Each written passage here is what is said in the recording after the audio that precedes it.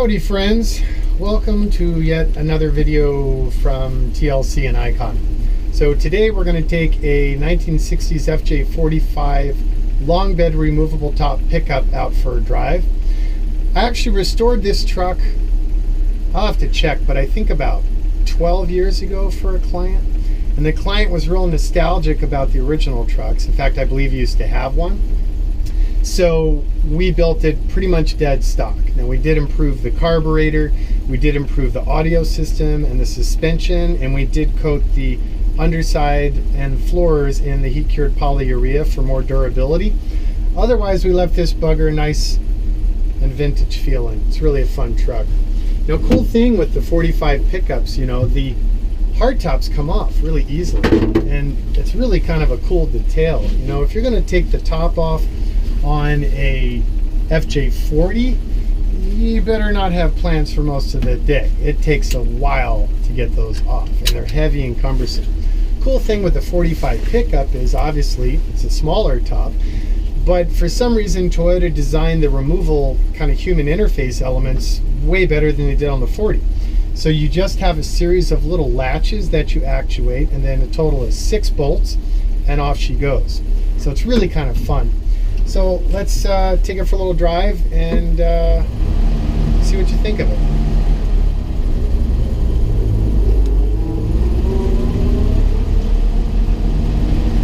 One of the first full restorations I did on a Land Cruiser about 20 years ago was a 45. I'd always kind of heard the folklore about them and hadn't been able to find one that was savable for literally years. And then there was like a thrifty nickel local rag at my favorite barbecue joint, and I was reading in that and just nothing else better to do, so I was looking at the classifieds, and it said 65 Land Cruiser pickup truck runs. It's like, okay. So I went out and checked it out. Lo and behold, it was a 45 long bed.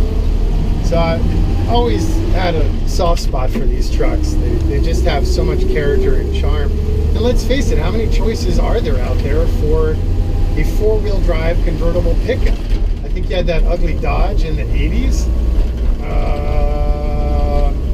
You had the early CJs. And you had the, what, the 109 Land Rovers? And I think they were, well, I guess you could kind of say the half-cab Internationals and half-cab Broncos, but they don't really count because the bed space totally sucked. So you hear that grinding? That's me being lazy, not coming to a complete stop in first gear, because the 45s, like the 40s of this era, are non-synchro mesh in first gear. We have a 3-speed transmission, 3 on the tree, and they're great. You know, they're a little noisier than the later generations, but it's so funny. I've seen people like go to all this effort to convert their early cruiser into a 4-speed. At the end of the day, your top gear speed, your gear ratio is still 1-to-1, be it in a third or in fourth in the later. So you don't really get any benefits out of it. I actually kind of prefer the gear spread on a 3-speed. They're great. They really do the job nice. This truck maintains the original lever actuation for four-wheel drive, and that goes to a little vacuum diaphragm. All that stuff works and is dead stock. The rest of the dash, in fact, is dead stock, as is the heater.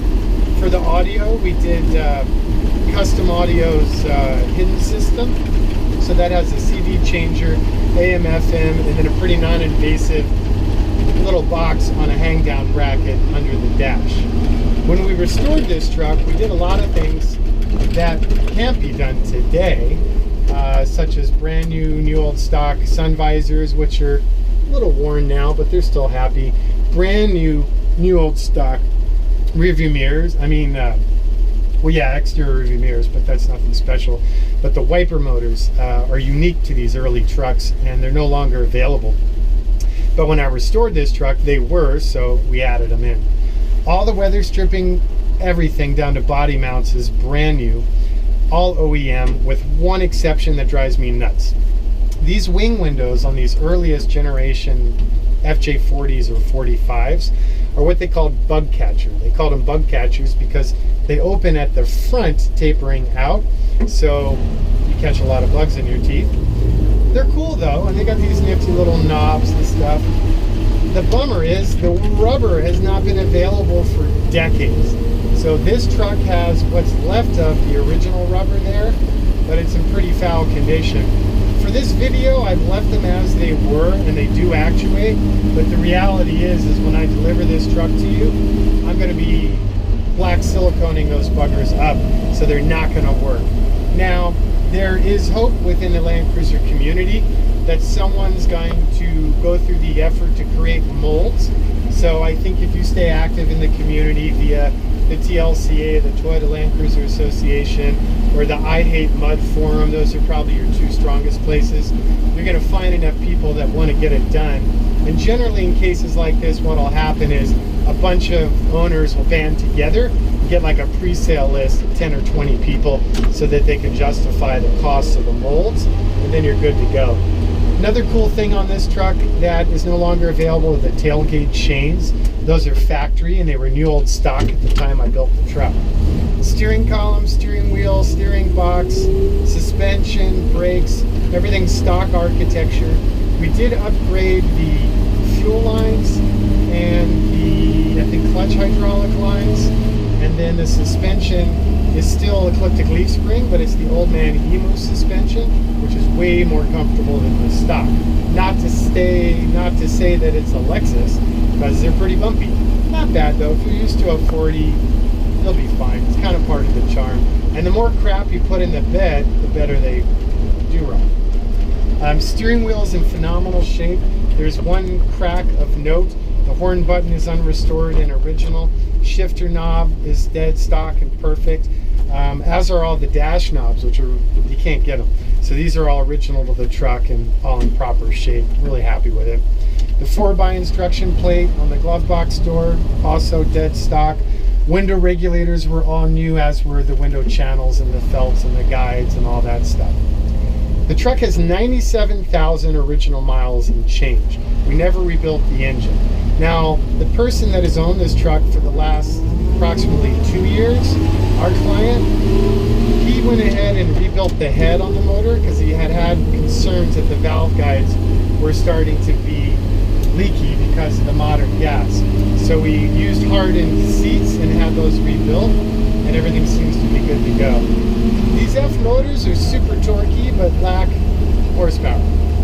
It is what it is. They feel good though, really fun. I mean, if you're looking for a truck that you're going to jump on the freeway and go on routine 5-6 hour journeys with, you're probably not going to want this truck.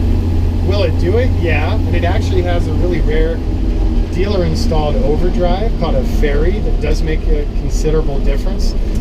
But it's a 1960s truck, so my perfect buyer, I'm thinking, is more someone who, it's fun, they putt it, sure, take it on the freeway to go to a show or the beach or whatever. But don't expect daily driver commuter car unless you're just super tolerant and patient, which I'm just not that guy. I always yearn for a V8 if I'm really going to go on it. But this truck being all numbers matching, I just didn't have the heart to put a V8 in. I mean, you could, but it's super happy, so I'd be inclined to leave it alone.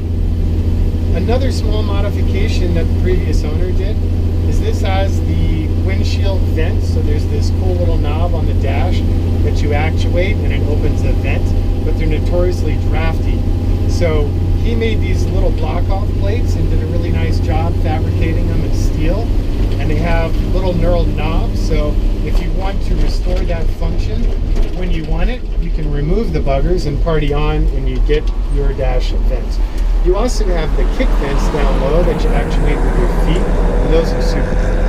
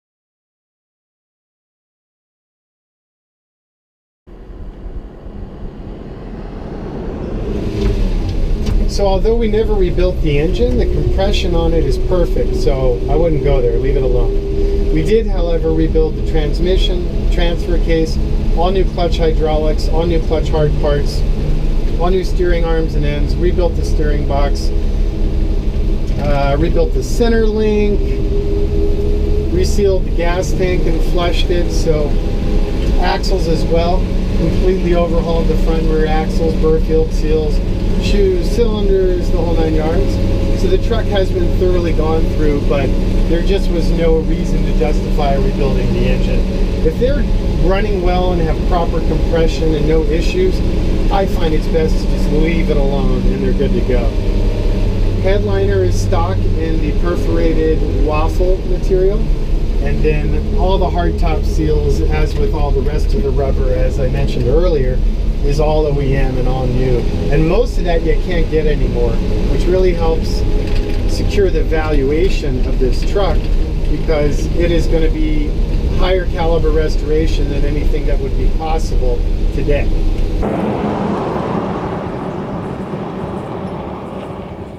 So thanks again for watching. If you have any questions, TLC4x4.com.